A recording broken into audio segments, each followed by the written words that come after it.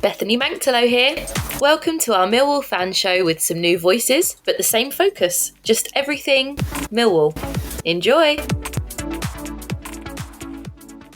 Welcome to the 23-24 series of Millwall No One Likes Us Talkings, our Millwall fan show. I'm your host, Eamonn Barclay, and with me I have the No One Likes Us Talking team of Stan Godwin, Jeff Burnige and Steve Warren. Not everybody likes them, but they don't care. Well, we do really, anyway. Anyhow, welcome team and listeners. Steve, 4-0 at Hillsborough. What did you make of that? A really good start to Joe's joining us. Clearly, we had more bodies going forward and they looked like they were joined up. But it did seem to leave a few gaps at the back. So I think it's good that Joe will have time to kind of look at that, especially as we're going into a run of some difficult games. I thought Casper and George Saville were immense, really. I mean, together they were brilliant. All the goals were great, but Saville's was a screamer. And it was nice to score a few set pieces as well. So, you know, lots of things really improved. He's really sort of tweaked it here and there. And we do seem to have discovered a box-to-box centre-half in Wes Harding. I think he's going for the team's golden boot this year. You never know, he may get it at this rate. Yeah, it could well be. I think, really, we did all we needed to do. I think we were kind of expected to win. Sheffield Wednesday hadn't had a great run, but, you know, you go to these clubs and historically we've kind of dropped them and we've lost. So I think, you know, to come away 4 goals, we were brilliant. Hopefully more of the same to come. Let's be hopeful. Jeff, defenders getting the goals. Excited or what? Yeah, it's strange, isn't it? We have been getting the goals from defenders and midfield players. What was just said about the team going forward, if we do go forward more, we are going to find that there are some gaps at the back. Perhaps we lack a little bit of pace when teams break fast at us. So I'm sure Joe will be working on that in this 2-week break.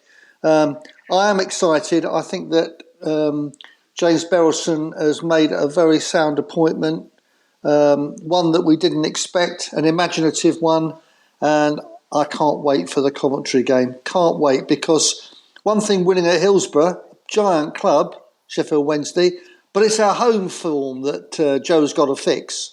We expect to win away, but we expect to struggle a bit at home. So I'm hoping we'll get a great result at home to Coventry. My forecast will come later. Okay, thank you. Stan, 4-4-2. Did this seem at odds with Joe's thoughts on the way ahead? No, I don't think so, Eamonn. I think that was his first game, and I think what will happen is he's going to be working on different, setups in training and one thing and another. And I think all that, when he's satisfied about how he wants to play, like, you know, then I think he'll bring in the system or systems, as the case might be. That will apply. But I mean, I think I have to say, and I agree with Jeff, I mean, the club have shown, forward thinking in the recruitment of Joe Edwards, and he's the England under-20 coach, and anytime you watch the England under-20 coach, they'd ever played 4-4-2. So I don't, and there's going to be a lot of people going to have to get used to it at the Den. It's going to be a different style of football. And it's no good of moaning that we're not lumping the ball forward. But I'm quite positive and I'm quite looking forward to the rest of the season. And I agree with Jeff. I can't wait to get down the Den to see how we get on with Coventry. Yeah, so it's all eyes on the Sky Blues coming to the Den. Thanks, guys. In Finland today, a point of interest is that George Saville will get his 50th cap for Northern Ireland. Well done, George. A great achievement. Well, we'll take a break there and hear about our sponsor, G&M Motors. Hi, this is Jess Tuffield from G&M Motors. Operating from a modern and purpose-built facility in Milton Road, Gravesend, G&M Motors offers a complete range of new Honda cars and services. As well as new Hondas, we have an extensive range of used cars, including ex-Motability cars from a variety of manufacturers. Specialising in new Honda cars, G&M Motors has been retailing quality new and used vehicles to the people of Kent and South East London for over 4 decades. We have been a Honda dealership since 1972 and are the country's longest serving supplier of this renowned marque. Conveniently sited just 2 miles from the A2, 10 miles from the M25 and Dartford Crossing, visitors to our showroom are assured a warm welcome from our experienced and friendly staff. Our facilities include an on-site workshop capable of providing full vehicle servicing and repairs, as well as an extensive parts department offering genuine Honda parts and accessories. The expertise of our skilled mechanics is not limited to just Hondas, but extends to most makes and models of motor vehicles. Whatever your motoring needs, visit us at G&M Motors today. The newly extended hours of our G&M headquarters means that you can contact us from 8 a.m. till 6 p.m. on weekdays and 9 a.m. till 6 p.m. on Saturdays. To contact us, call us today on 01474 365 026. Thank you, Jess. Debbie Julian's here. Don't forget to call Jess on 01474 365 026. G&M Motors have been dear friends of the Julians family for over 4 decades now, from my dad Lenny to me, Debbie. Lions together. I'm your host, Eamonn Barclay, and with me I have the No One Likes Us talking team of Stan Godwin, Jeff Burnige and Steve Warren. Many thanks to our sponsor, G&M Motors. Why not go along, check the Hondas out and see what else they have on the site at Gravesend. Our first guest of the evening is Southwark born, and that was in 1995. He was an academy product signed from Maidstone United in 2013. It was anticipated that he would be a centre forward for us in time. In 13-14, he appeared on the bench in 1 game. Over the next 3 seasons, he saw us get relegated to League One, losing the playoff final in the next season, and then get promoted via the playoffs back to the Championship. During that period, he came off the bench 8 times and kept it warm on very many others. He's now playing for Woking in Tier 5, so let's welcome Alfie Pavey. Hello, Alfie. Hello, guys. You okay? All right, Alfie, yeah. Hello, Alfie. Hi. Hi, Alfie. Good. Yeah, that was Andy, wasn't it? Anyway, Alfie, great to have you on the show. And before I hand you over to the panel, I wanted to ask, were you actually brought up in Southwark? And if so, where? Yeah, I lived on Avondale Estate, Bermondsey. So yeah, I was sort of brought up around that area, and then I can't really remember the age that I moved to where I am now. So yeah, just sort of bouncing between areas as I was young. Well, that was lovely. Near the fire station, the Old Kent Road, eh? Correct. Yeah. That's it. I remember it well, strangely enough. Okay, I'll pass you over to the panel. Cheers, Alfie. Cheers. Watch you, Alfie. Stand here, mate. I realised that in Maidstone's youth ranks, you scored over 300 goals in 3 years, including 124 in your final season. How did you come to join us from Maidstone, and did you know other clubs were watching you beforehand? Yeah, so it was just sort of just playing with my friends, do you know what I mean? Doing one of them football academies. Obviously, I was just scoring goals at that level, and to be fair, we had a fantastic team who could compete really with academies also. My team was sort of full of loads of ex-academy players that had just been released, didn't get their scholarship as such, so like lads from Chelsea, Arsenal and stuff like that. So we were a made-up team, and I think I was probably the only one that had never been in the academy. And obviously the numbers that I hit during that time sort of just led to Millwall being interested. So a guy called Barry Dunn sort of come down to watch me. and then brought me in on trial, which I had a 6-week trial, and that's how it started. All right. Alfie, this is Jeff Burnige. How are you? Yeah, I'm good, thank you. I would like to know, what was it like joining Millwall in May 2013? What were your expectations, and how did you find the squad and management towards you?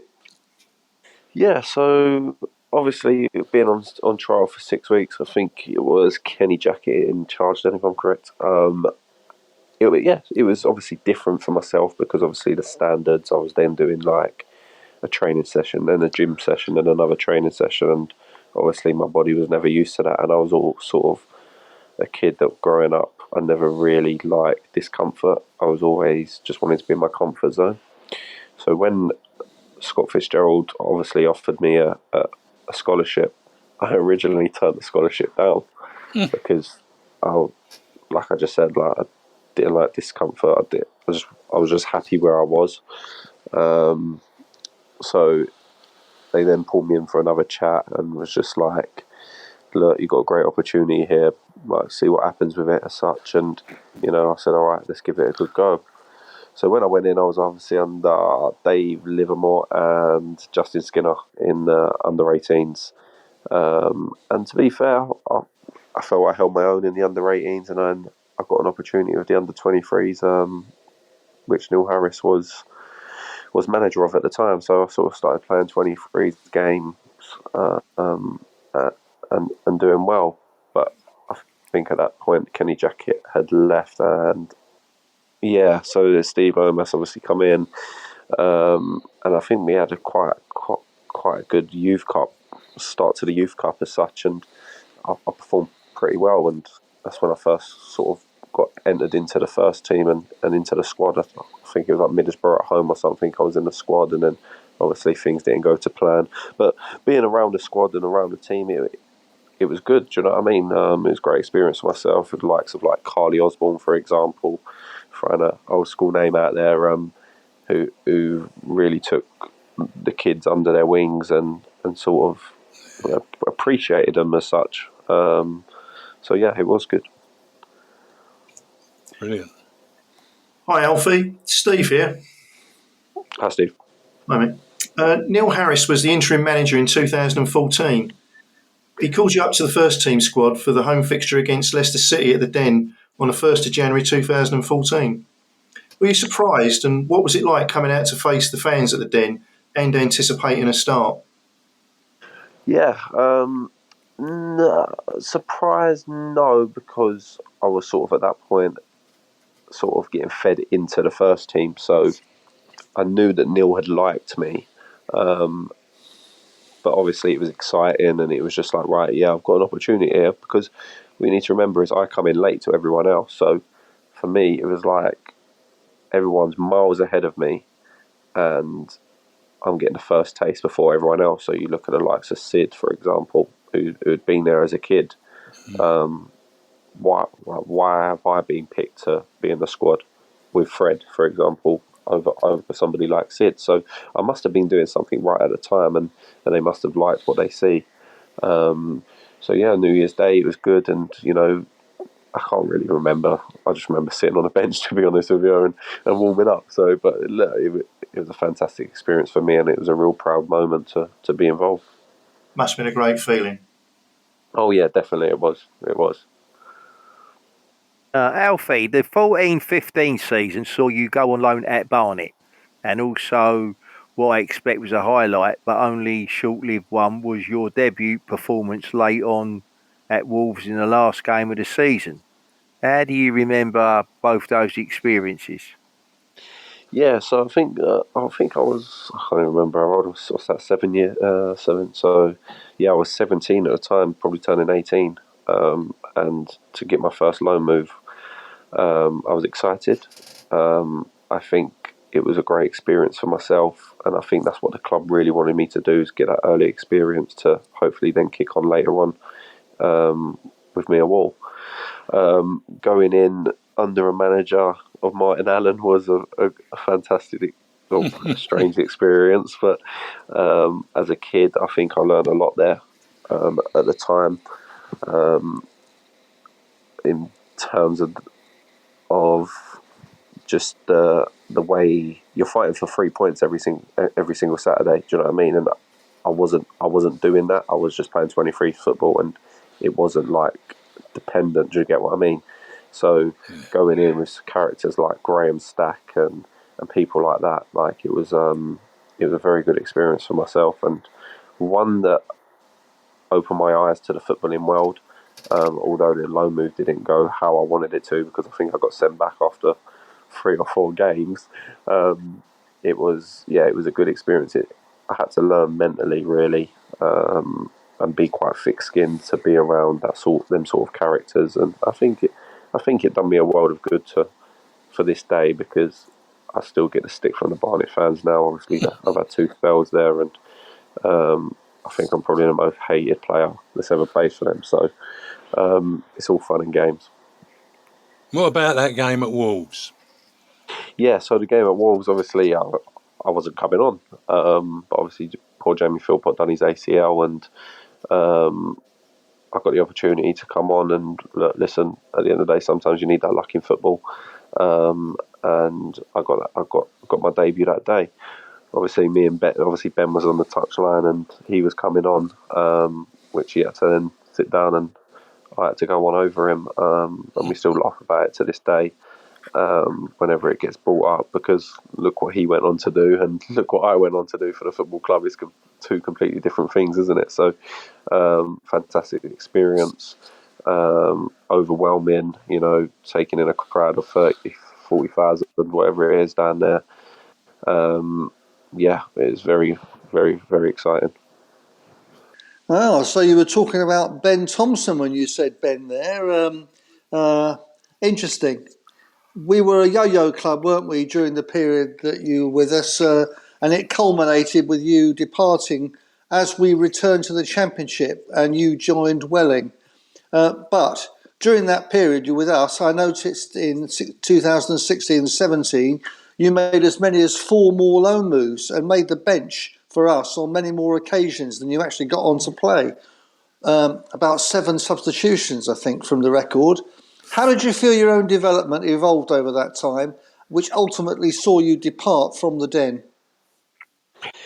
Yeah, I think I had 2 years left on my contract, and I think the first year of them 2 years, I think I was involved quite a lot around the first team. Literally travelled near enough all the time, coming on now and again, and I think it just come to a point where I needed to play. I look at the likes of Aidan, for example, who went on loan early to Torquay or an Aldershot, and he always done well, and then he ended up having a career because he had proved himself at certain levels. So in the back of my head, it was like, I need to go and prove myself to then come back. But every time I went on loan, I never really seemed to hit the ground running. I think it comes back to that comfort zone that I spoke about. I was always out of my comfort zone, and I was never really happy. And I just wanted to be home as such. So yeah, the second season was probably tough. And I think it was a Johnson Paint Trophy at the time. I was thinking, right, all the lads are sort of starting to push through to the first team now. Maybe I might just get my opportunity to have a game in this, for example. But obviously I was competing with someone like Harry Smith as well. And I think we had Luton away, I think it was, and Harry was starting over me that day, where there was a lot of youngsters starting. So I sat on the bench again for 95 minutes, and after that I thought to myself, like, I think my time's up. Like, I sort of knew it myself, and that's when I just went into the office with Chopper, and we sat down and had an open conversation around January time, and he said to me, yeah, look, you're not going to be in my plans going forward, which was totally fine, and which I respected. Obviously I hadn't done enough in that time to prove I was Millwall's next man as such, and sometimes you have to take that on the chin, and you can't argue with it. No. Alfie, it's Steve here again. Okay. Right, you've been a bit of a journeyman in non-league football. So I've got a couple of questions for you. You like the first one. Firstly, as a member of the No One Likes Us Talking team and a former Lion said about you, Alfie Pavey, when he had a short spell at Braintree last season, he was a top bloke and a damn good centre forward. He scored some good goals, including in the Essex Senior Cup final win at Colchester United. He went on to Farnborough and then on to Woking in the National League. Who do you think said that? No, go on. I said his first name was Phil. Phil. Ah, yes. Yes. Curly hair. Yeah, that's the one. What a legend. So, what do you feel like as a coach? Who, Phil? Yeah. Yeah, no, great guy. Detail, very good detail. Obviously, I had a short spell there at Braintree towards the back end of last season, and do you know what? I really enjoyed my time there. But yeah, no, Phil was a great guy, and I need to try to get his number and get in touch with him because yeah, he helped the team a lot. He helped the team a lot. You know, he come in off his own back and had a great input during our. We had quite a successful season for Braintree Football Club as such. So yeah, no, it was good. Good. And lastly, Woking are not in a bad spot in Tier 5, not too far behind Bromley. And they've got some former Lions that you'll know, Byron Webster, who's playing still, and Alan Dunn as the number 2 to the manager. How is playing for Woking suiting you? Yeah, so you stated about me being a journeyman in non-league. You know, at the end of the day, the way I look at it is I've got a family to feed. I've got a little girl. If I'm not playing, I'm never happy to just sit around. If somebody don't want me, then I'm not just going to sit about and accept that. You know, I'll go somewhere else and somebody else can have me. After Braintree, obviously, I went to Farnborough and I had a great start to this season, scoring 8 goals. I think it was in 10 games, which brought unexpected attention so early on from Woking, which the attraction of full-time football and a club that's run really, really well, and is definitely on the up. So yeah, that definitely attracted me straight away. So yeah, it was good. Like I just said, it's the full-time football that attracted me, and the club that's going somewhere. So yeah, we had quite a few bad results lately, but hopefully we can start putting that right. It's so early on in the season, you know, and nothing's over until the back end of the season. So hopefully we can kick on. Yeah, I wish you luck with that. Yeah, we do. And we'll put you in touch with Phil Coleman, so don't worry about that. Yeah, do. He will do. But your stories are quite amazing, really, because I did think you were going to be the man that was going to play up the front with us. But life ain't like that sometimes, and there's many players that have gone before you and appeared since who haven't quite made it in clubs all around the country at that level. But still, you're enjoying yourself, and that's good to hear. Alfie, it's actually over 2 years since we spoke last. Thanks for joining us at short notice. It is very much appreciated. Appreciate it, guys. Thank you. But before you leave us, as is a tradition, please could you give us a prediction for Millwall versus Coventry at the Den on Saturday week? I'm going to go 3-1 Wall. Lovely. We'll take that all day long. Great stuff. Yeah. Thank you. You must come back in not too distant future, as there is much more to explore. We haven't really talked about that group of players tonight. But all the best to you and your family and that little lady that you've got there. Appreciate it. Anytime. Yeah. Lovely. Thank you. Cheers. Good night, Alfie. No, Yeah, mate. see you, Alfie. Good night, Alfie. No, mate. Cheers. Well, Alfie Pavey is a lovely man, actually, as Phil Coleman says. Yeah, He really is. We'll take a break there and hear what Fantastic Fanatics can do for our Millwall Community Trust. Hi, I'm Richard Gordon, and I'd like to invite you to become a Fantastic Fanatic. Fantastic Fanatics is a great way to raise funds for your sports club. Sign up today, find your club, and securely register your everyday debit and credit cards. Every time you spend with our retail partners, they pay a percentage back to your club. It costs you nothing, and you can win cash prizes along the way. Visit fantasticfanatics.com and help your club be the best it can be. Yeah. Well, I'm your host, Eamonn Barclay, and with me I have the No One Likes Us talking team of Stan Godwin, Jeff Burnige, and Steve Warren. With Christmas a mere 38 days away, well, why not buy through Fantastic Fanatics and give the MCT a boost to meet their community activities? Right, let's hear from Ellis Barr. It is the short run into senior school until Christmas, Ellis. Are you getting excited? Well, keep us updated, because we do like to hear what you're actually up to. Hello, Ellis here, and I'm glad to be back talking about Millwall. I know many have watched my videos, so you will all know that I don't wear splints as much anymore. Thanks for your support along the way. It is now time to hear what all the Millwall teams are up to, and what is next for the Lions. Come on, Millwall! Yeah, come on, Millwall. Thanks as you always, Ellis. Wonderful to hear you.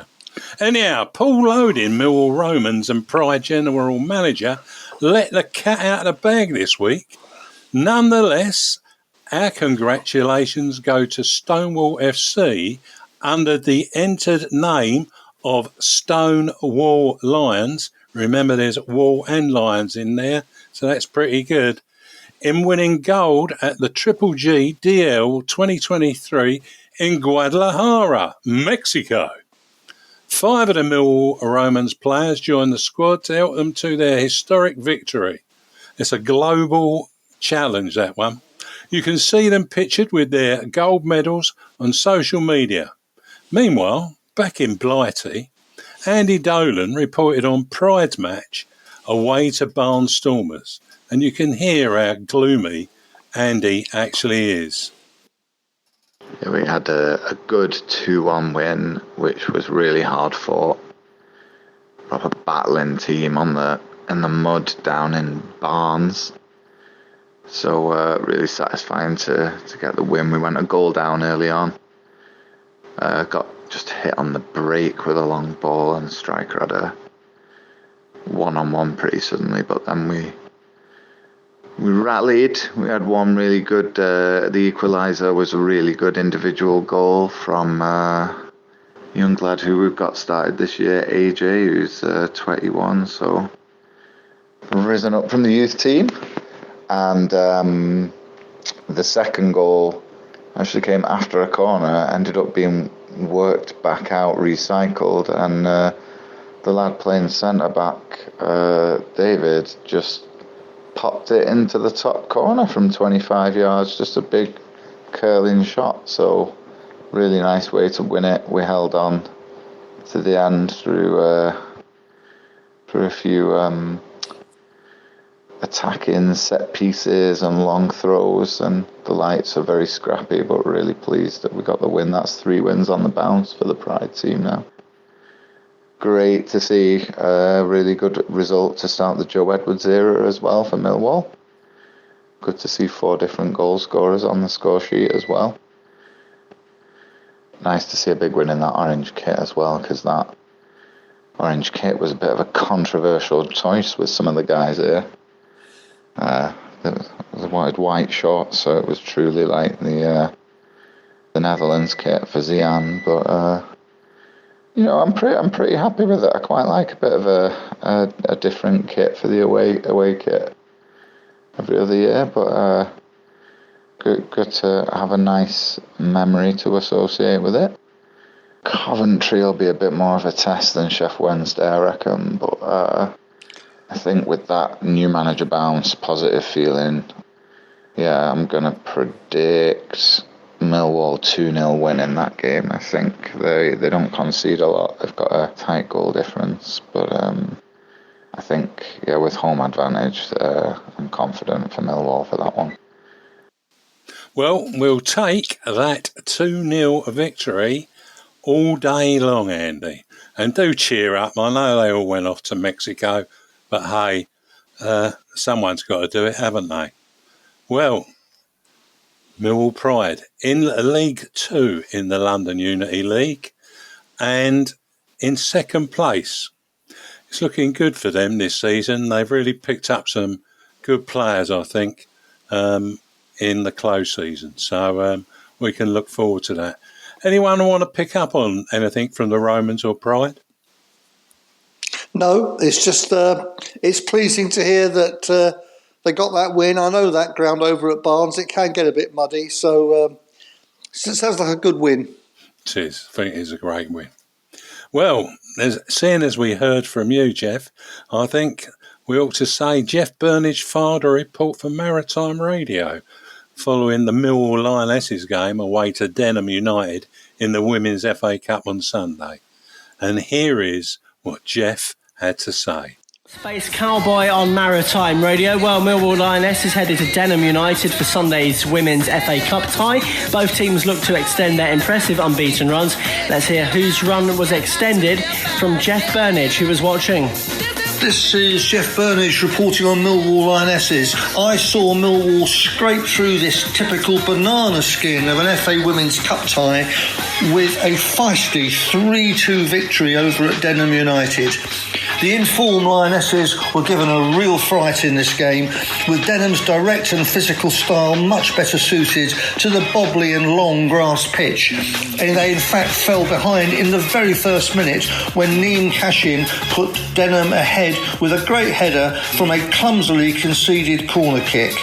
Shannon Drew quickly equalised with a superb left foot strike from Emma Witter's delightful through pass.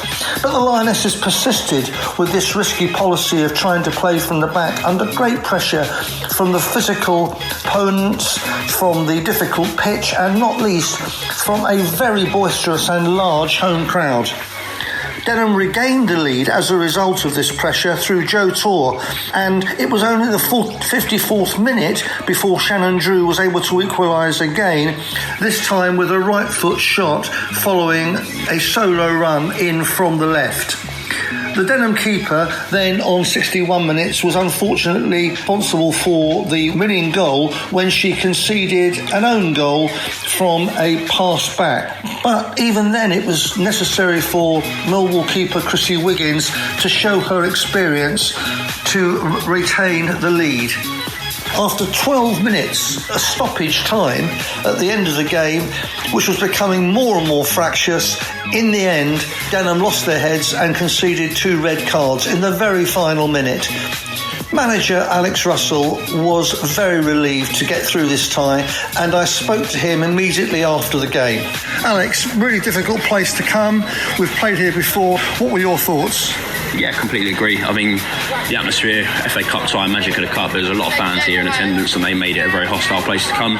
Pitch is very narrow, which probably suited Denham more than it did us, and the grass is particularly bobbly, as seen by the sort of third goal that we benefited from. But they had a game plan, they've executed it well, made it a tough place to come, isn't it really? What would you like for Monday's draw? Anybody at home or a big away day. It's magic of the cup, isn't it? Thanks a lot, Alex. Cheers, Jeff. Thank you, Jeff. And the Football Association are running a free-to-all FA Your Game event for 14 to 24-year-olds on Saturday the 18th and Sunday the 19th of November at the Millwall Community Trust. We'll find out more about that a little bit later. And from Lionesses to a lion on the loose. Details coming up. Hey, we give them a great link, didn't we, Jeff, for that? Oh, We did. We did, didn't we, That was great. Jeff, what more can you tell us, and what's up next for the Lionesses in the Women's FA Cup? Well, obviously, I did that report for Maritime right after the game on the Sunday. By the Monday lunchtime, we had the news of the draw for the second round proper, which is the last round before the championship clubs come in. That'll be a big task if we get one of them. But we've drawn a home tie with Bromley, who we played in the FA Cup last year. And that is on Sunday week. That's the 26th of November, and that's at St Paul's, probably. We don't know the exact venue, but I can't see any reason why it won't be at St Paul's. 1 o'clock kickoff. The FA Cup ties kick off at 1 because the ties have to be finished on the day. Extra time and penalties have to be allowed for. That's why it's an earlier kickoff. But Eamonn, did you notice the strength of the league that we're in, the London and South East Regional Women's League? 3 of the clubs in our division beat National League teams. Amazing. In this round. Ebbsfleet, they beat Chesham. Dulwich Hamlet, they beat London Bees. And Dartford, they beat Abingdon. And so that's 3 great results. Shows you the strength of our particular regional league. I suspect we're in a very strong regional league, and that means it will be hard to get out of. We've got Bromley at home in the next round. All 3 of those winning teams have drawn away games with even better National League teams. So we'll see what happens on the 26th of November. Yeah, that'll be good news. I think I'll be getting down there for that one. It'll be a great game to watch without a doubt. And I should imagine quite lively because Dulwich Hamlet bring a few fans along as well. Well, they do. They bring hundreds. We played them at the end of last season at the Den at short notice. I think less than 48 hours notice it was put on at the Den. In that period after we got knocked out of the playoffs and the pitch was available, and they must have brought 400 or 500 of their own. Wow. So there you are. Let's see what happens. Yeah. I think the Dulwich Hamlet game, which is this coming week on Sunday, that's a 1:30 kickoff against a league game. That will be a tough game because they are very strong this season, Dulwich Hamlet. So next week I'll be reporting on how we got on that game. Okay, thanks, Jeff. Well, there's no football this weekend at the Den, but there's certainly something going on at the Millwall Community Trust. And at the Lions Centre, the Football Association are having an event for 14 to 24-year-olds. I caught up with Steph Powell from the Football Association, and this is what she had to say.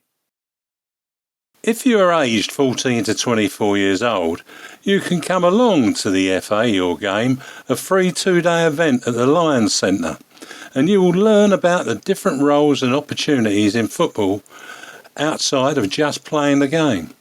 With me, I have Steph Powell, who is steeped in education, football and football development, and moreover is the National Development Manager, Volunteer and Workforce Delivery at the Football Association. Hello, Steph. Great to talk with you. Hi, Eamonn. Great to be here. Thanks for having me. What can the young people attending expect to see and do over the 2 days? Your game provides the young people with a safe space, with the opportunity to try new things, the opportunity for us to raise awareness of local chances for them to be involved in the game other than playing, really. We recognise that a lot of young people in that age bracket, males, females, players with disabilities now, are really well versed on the opportunities to play, but we recognise that the future won't look like that for all young people, and therefore putting these opportunities on a platform to then support the local game kind of from grassroots level all the way up really is super important for the game, but ensures that we engage young people beyond that. Day 1 of the event will centre around a practical opportunity to try all of those things. So there'll be a refereeing workshop, there will be a workshop based around how they can support local clubs perhaps in a committee role. There will be an opportunity to try coaching, how they could engage with youth leadership or their county FA.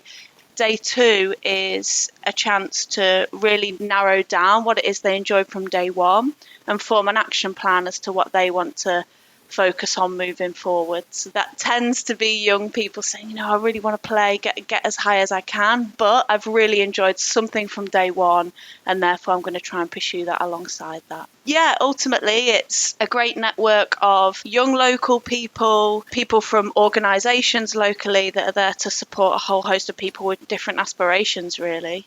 That's fantastic. It really sounds exciting. What do you see as the key benefits for those who come along to the Lions Centre? Aside from the obvious, really, around personal development, a chance for young people to really realise what it is that they want from their future, I think it really gives them a network of people. We're going to have 100 young people there, and no doubt they'll know some of those, but others they will certainly be able to build connections with and make friends, and perhaps groups that will meet in the future and really make a difference to football. It will also give them the opportunity to network with adults from other organisations and really start their journey on having an impact on the game and community. Volunteering in the local community nationwide is so important. There's been such a focus on increasing participation, particularly across the women and girls game and for underrepresented communities in recent years. It's kind of my job and the events job at your game to ensure that doesn't stagnate, because it hasn't got the volunteers and the workforce to allow it to happen. So we put young people, because we recognise the power that they've got and the importance of their voice in the future of football, and making sure that young local people that otherwise wouldn't have the opportunity to take part in these sorts of experiences, we bring your game to them and empower them to use their voice, really. So it's a really chance to be a key part in the future of both grassroots and wider football networks, really. Super stuff. So how can any 14 to 24-year-old register to attend? Been really well publicised by the club, by Millwall, on both club social media channels and Millwall Community Trust channels. That's probably the easiest way to get a hold of the link to apply. So alternatively, you can send an email to steph.powell@thefa.com and I can sort out the information to sign up to get you there on the day. Super. Well, it all sounds like a fantastic opportunity. Thanks, Steph. Fantastic work that you're involved in, and it's been a pleasure to speak with you. All the best to you and your colleagues in making this all happen. Bye for now. See you, Eamonn. Thank you. Anyway, we'll take a break there and hear from Bethany Manctalo talking about Sands United. We know that some men can struggle to talk about how they're feeling after the death of a baby. We hope that by building trust and a common bond, by playing together as a team, many more will be able to break their silence about baby loss and help others to do the same. Sands United FC has already saved the lives of men left feeling like they had no one to turn to in their grief. Are you a father who has lost a child? Talk to Sands United. They will help. Contact them on sufclondon@gmail.com. That's sufclondon@gmail.com. They will help. I'm your host, Eamonn Barclay, and with me I have the No One Likes Us talking team of Stan Godwin, Jeff Burnige and Steve Warren. If you lost a child, no better group to go to than Sands United.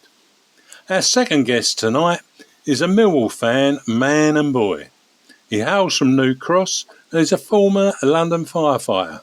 Starting at Erith, he headed over the river until his firefighting career ended and he became a London Region Fire Brigades Union representative. Fans of Millwall have a good few TU reps in their ranks. Most memorable is the late Bob Crow and also our very own Stan Godwin. Our guest now lives in Chatham. I'll say no more and welcome John Buck. Hello, John. Hi, Eamonn. Hello, John. All right, John. Hello, John. Hi. Anyhow, John, before I hand you over to the panel, personal question. It's 30 years at the place that still gets called the New Den. What is your most memorable game that you saw there? I've got 3 or 4. Beating Leicester when they were champions of England, beating Everton both in the FA Cup. Even like 4 years ago when we beat Charlton with Matt Smith scoring a last-minute goal. But I think the one that really stands out is the Huddersfield game in the semi-finals of the playoffs where we beat them 2-0. The atmosphere was fantastic. Probably the best atmosphere I've ever had at the New Den, or the Den as it's called now. Yeah.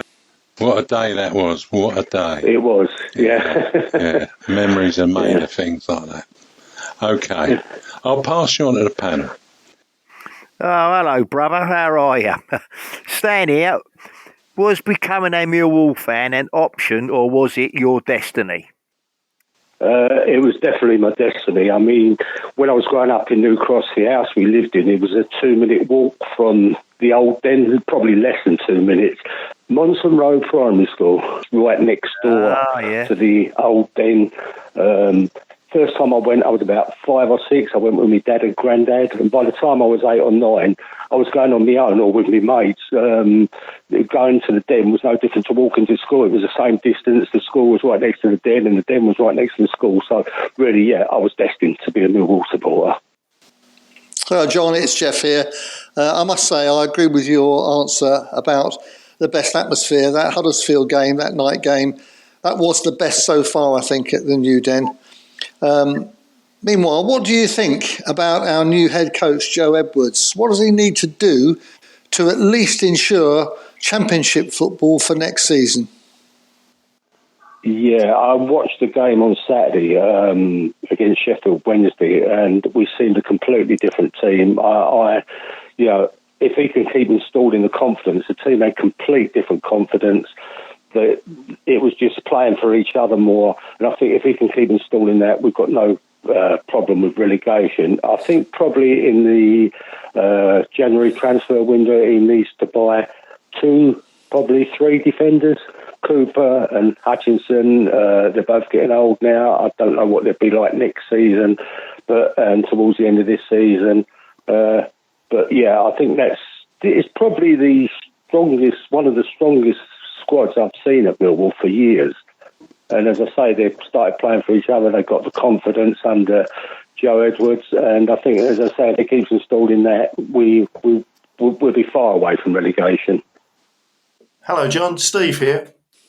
You followed Millwall for almost a lifetime. Who, in your opinion, is the best player you ever saw wearing a Millwall shirt? It has to be Barry Kitchener, definitely. No questions. He was loyal Millwall. He was Mr. Millwall. Played a record number of games. He was just at the back. He was solid.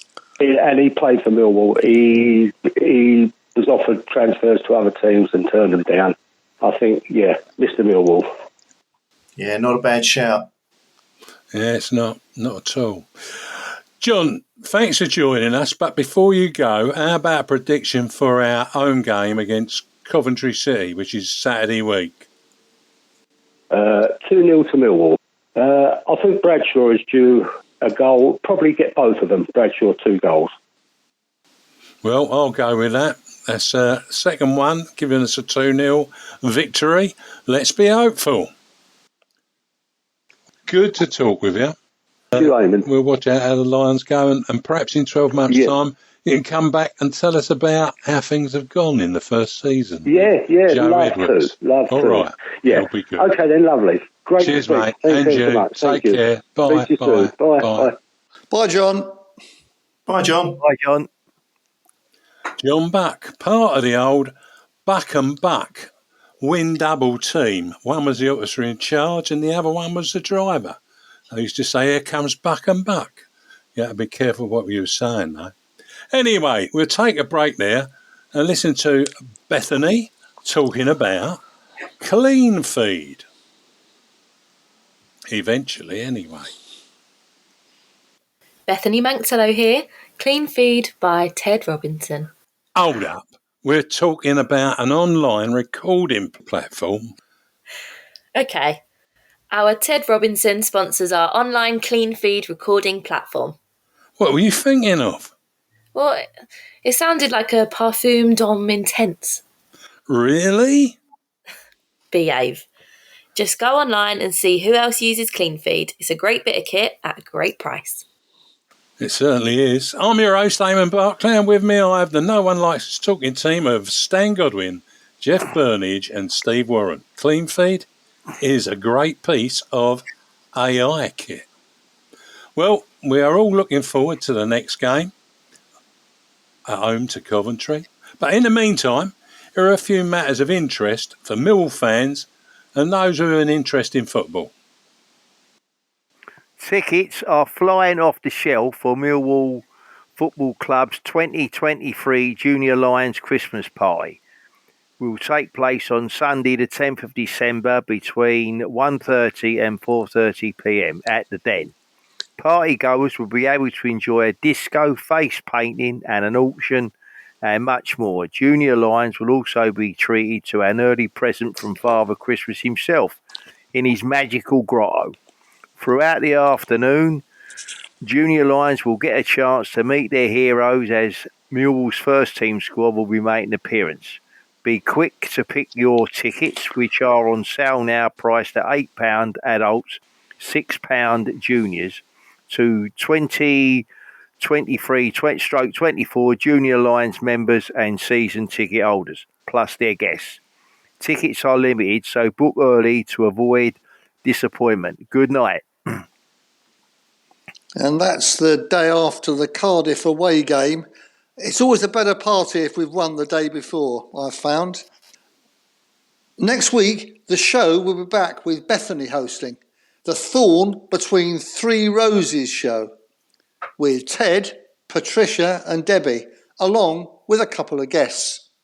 Don't forget, Millwall Lionesses are playing Dulwich Hamlet on Sunday at 1:30 at St Paul's Sports Ground in Rotherhithe. It's an important game as the Lionesses set out to wreak revenge for the loss at Champion Hill earlier this season. Why not get along and give the Lionesses a well-deserved boost with your support? Entry is free to Millwall season ticket holders presenting their season ticket card. With that, I say good night. The club would like you to party with them at the Den as they hold their annual Christmas party night.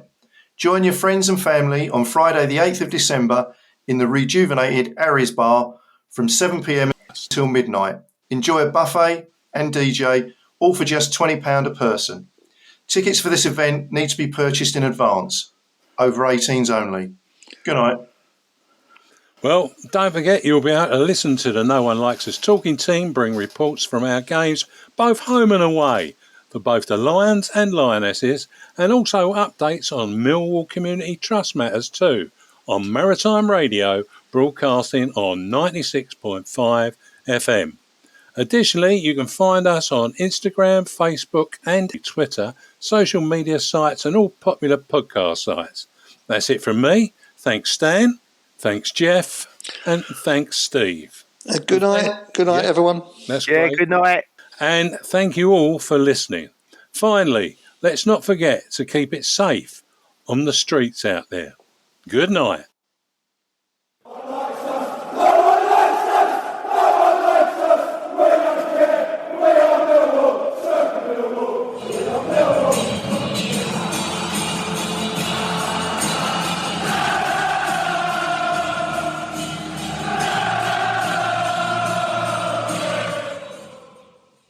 Our Millwall Fan Show is sponsored by G&M Motors of Gravesend, Honda dealers and much more. Thank you.